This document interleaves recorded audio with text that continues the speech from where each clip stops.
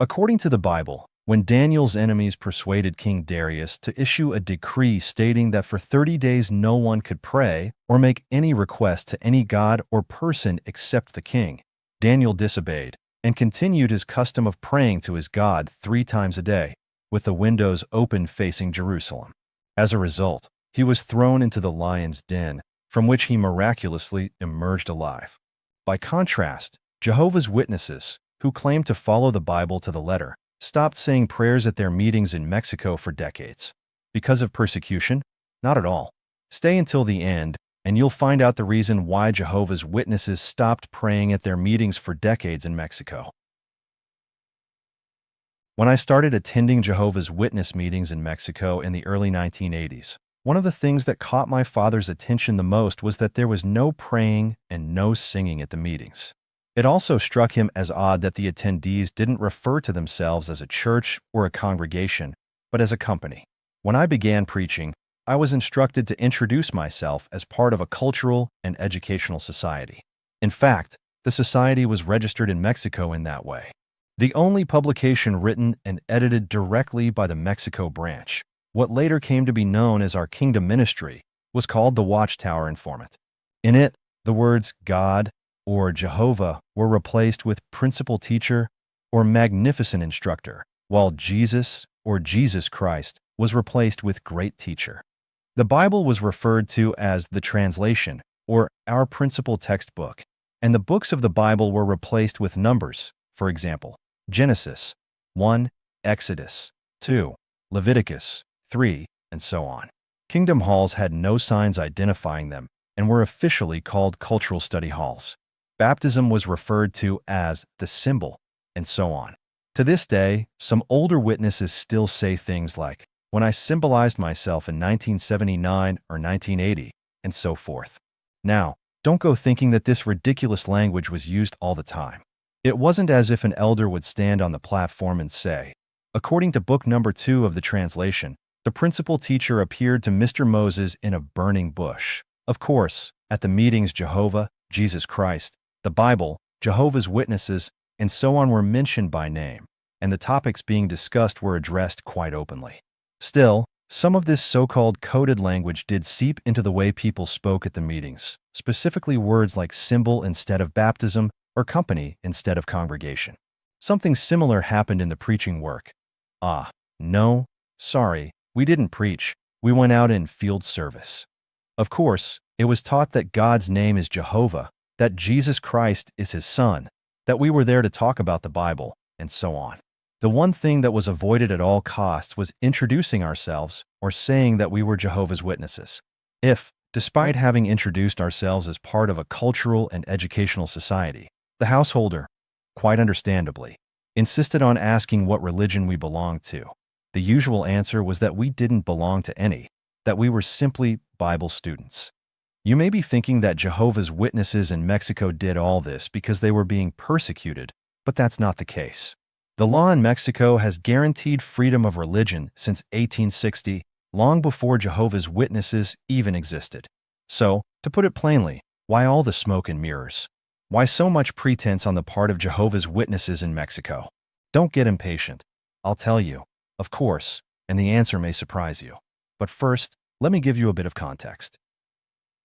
When the Viceroyalty of New Spain gained independence from the Spanish crown and became the country we now know as Mexico, the Church continued to wield significant secular power. By the Church, I am referring, of course, to the Catholic Church, which shaped people's lives from birth, with the baptismal certificate, until death, since it administered the cemeteries. In addition, it owned an enormous amount of land and property. Some claim it controlled as much as 50% of the country's real estate wealth. That figure may be exaggerated, but it gives us a sense of the scale of its economic power. The new country, which was first organized as an empire and then quickly became a federal republic, was heavily influenced by liberal ideas coming from France and the United States. Among those ideas was the separation of church and state. Thus, on July 12, 1859, in the midst of the Reform War, an internal conflict between liberals and conservatives, President Benito Juárez issued a decree by which the property of the church passed into the ownership of the Mexican state. The temples, although no longer ecclesiastical property, were placed under the protection of the nation and continued to function as places of worship. After the war with France, and with Juarez firmly consolidated in power, many of those properties were sold to private individuals, while the temples continued operating as usual. The reform laws remained in force. When, in 1917, the constitution that still governs the country was promulgated. In this way, the laws enacted by President Juarez gave rise to a period of more than 130 years during which churches had no legal standing in Mexico. Freedom of worship was guaranteed, but since they did not legally exist as entities, they could not directly own property, except for the use of the temples, which belonged to the nation. It was not until 1992 that the legal existence of churches was recognized by law and their operation was regulated. Are you starting to see where this is going? Now, during the period in which these laws were in force, the church had its differences with the Mexican state, but aside from a few very specific cases, such as the Cristero War, the freedom of worship was fully in effect in Mexico. In fact, throughout the 20th century, enforcement of the law gradually relaxed to such an extent that the church was able to operate schools once again, schools that, by the way, began the day with prayer. I can personally attest that some of these Catholic schools even printed their books in their own printing presses. To give an example of how these laws were applied, although, in theory, it was legislated that acts of worship could only be carried out inside temples, Mexicans never stopped carrying out public manifestations of faith, such as pilgrimages, the most famous of which is the pilgrimage to the Basilica of Guadalupe. This one was never discontinued, and that's because in Mexico you can be an atheist, but you can never stop believing in the Virgin of Guadalupe. But jokes aside, I hope the point is clear. The point is that many aspects of the law were not strictly enforced. Take, for example, a group of people who wanted to form an evangelical church. They would simply come to an agreement, buy a piece of land, and build a temple, which in theory became part of the nation's property, but in real life the faithful could make full use of the building. They could preach with the loudspeakers turned all the way up, they could pray, sing, speak in tongues, whatever they wanted. So, given that there was full religious freedom in the country, why did Jehovah's Witnesses behave as if they were being persecuted to the point of not even praying at their meetings? The point is that you can touch Jehovah's Witness leaders on just about anything, except their wallet. So, to prevent watchtower buildings in Mexico from becoming part of the nation's property, they were all registered under the name of a civil association, called the Watchtower of Mexico. Years later, they also registered Ultramar Publishing Group with the government in order to operate the printing press under that legal entity. But let's not lose sight of the following.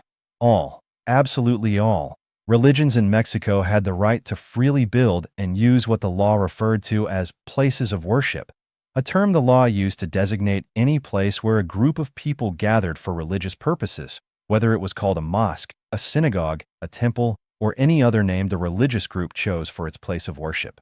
In theory, such buildings became part of the nation's patrimony, but in practice, the faithful could do whatever they pleased within their religious premises, as long as it was legal, of course.